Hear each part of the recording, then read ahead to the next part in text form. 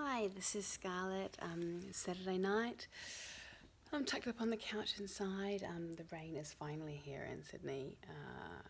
We've had bushfires, massive ones, so hopefully some of this rain has hit where it's needed. Because Sydney's just covered in smoke. It's really bad, catastrophic kind of fire danger. I'm snuggled up on the couch. Back from New Zealand, got back early this week. It was a great trip. I mentioned earlier that I was worried about the measles outbreak in New Zealand. We didn't get measles, but we did get a massive gastro bug. I think what happened was Ada picked it up on the plane. 2 days after we arrived, we fed her spaghetti bolognese, and it was quite a big meal. A little bit of garlic bread as well for the first time. So that night, I just heard her cry out, and then she vomited big time, like it was yuck. She was a bit unsettled the rest of the night, and so for the first time ever, I took her and slept in my bed, and she was all just rah, rah, and just, unsettled, and it was a really hard night for both of us. But I just put it down to her eating too much food or drinking too much water or being in a new place. So I didn't really pay too much attention or think it was any kind of sickness. And then 2 days later, I got sick, and I thought it was food poisoning. I was wiped out, thank God I was staying with my sister because she looked after Ada because I couldn't get out of bed.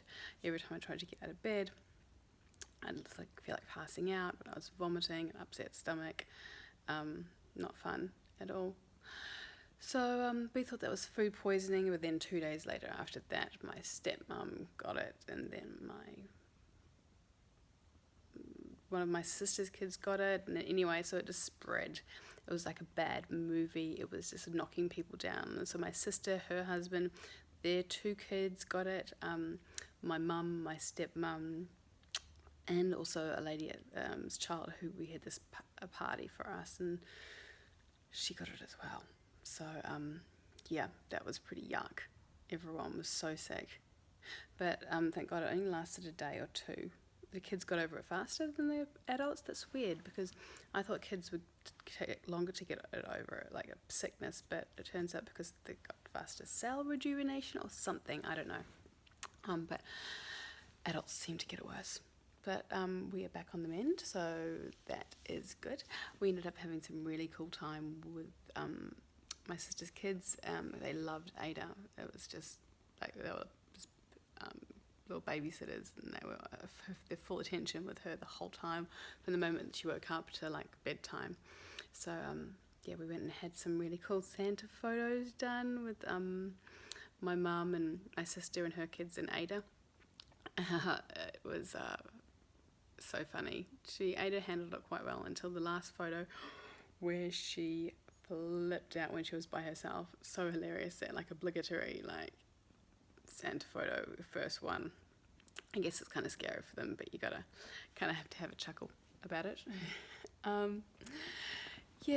So I was going back to the measles thing. I don't know what I would have done in Sydney if it had happened over here. I mean, it might do, where I get so sick that I can't look after Ada.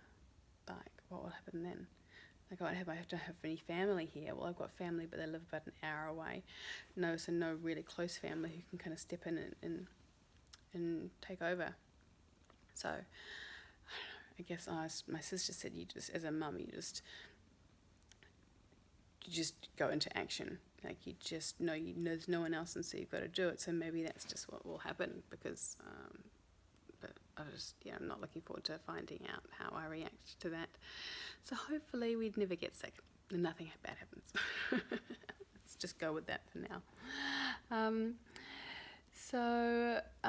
Ada is not crawling yet. We keep thinking it's any day. I've been saying this for the last month, but she is getting around a lot more sideways, backwards. She's sitting up, and she's able to launch herself forward onto all fours. yeah, I found that out the hard way when I put her down and she did it, and she ended up hitting her head on this railing of these sliding doors. I felt like such a bad mum. She had a lump on her head, and yeah, it wasn't fun. But now I know she can do that, so I won't be putting her next to anything but she can hit her head on. Like, she literally went forward. Yeah, so there was a little bit of an ice pack we put on and didn't bruise, so that was good. She is crawling around backwards, and then she found cupboard doors at my sister's place and was opening and shutting them and opening and shutting them, so that was cool. And she had another little toy which she managed to, she was putting things into it, like a little picnic basket, and she was putting things in and taking them out. And I think being around her cousins had like enhanced her skills, like, because she was watching them do stuff and she wanted to do it too, so she's really jumped in her mental development, just even grabbing things and putting them in her mouth and having, like, yeah, she's just come leaps and bounds in the last 10 days, 12 days, so that's pretty cool to see. Yeah, so she is teething again, constant. I don't know why I didn't know about this before we got pregnant. Like, the teething thing happens and it lasts like 2 years. Why doesn't people talk about that? Because it is full on. It's just non-stop. So she's got 6 teeth now, and the 6th tooth which comes through is the top right, middle, here. And I heard these 2 were really bad. But yeah, it's really painful for her. So I was dosing her up on Panadol and then Nurofen and then Panadol, and then I only used Nurofen for 2 days, and then I started to feel really bad about giving her all this painkillers. So I found this powder called Weleda powder. Oh, sorry, my kitty cat. I need to get her off my lap.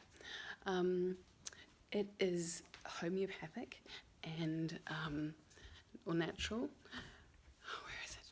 Show you an image of it. Here, you can see that Weleda. Yeah, don't know if you can. It's not that clear. Sorry.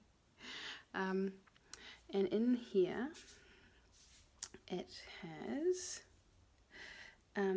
homeopathic medicine. Contains equal parts of homeopathic ingredients, chamolia root and conche, and lactose base. I'm not quite sure what that means, but yeah, it's hard to focus. Sorry.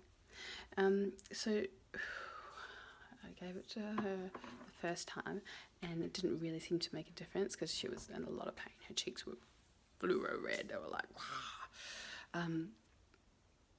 But then yesterday I gave it to her, and I only gave her that, and it seemed to work. Like, took about 15-20 minutes, which is great because it's faster than Panadol and faster than Nurofen. And they gave it to her today as well. And it seemed to work. It's hard to tell though, because sometimes the pain flares up and then it goes down again and then it flares up. So I'm just going to keep using it. It kind of makes me feel a bit better than giving her all these painkillers. Like, and it's natural, and you just rub it directly on the gums. So it's powder, and you put a little bit of water in it and create a paste, and then rub it directly on the gums. So it's not going through her body and her stomach. It's going directly onto the point where it's hurting. So that it's another good backup for, pain, and yeah, it's always good to have something up your sleeve, just in case one of the other things isn't working. So yes, I went to wedding dress shopping today and found my dress. Countdowns for wedding is on. It's on the 11th of December, so it's in about 2.5 weeks, I think. Just finalising everything, getting really excited. So yeah, all happy. Okay, well, I'm signing out for now, and I'll see you next week. Bye.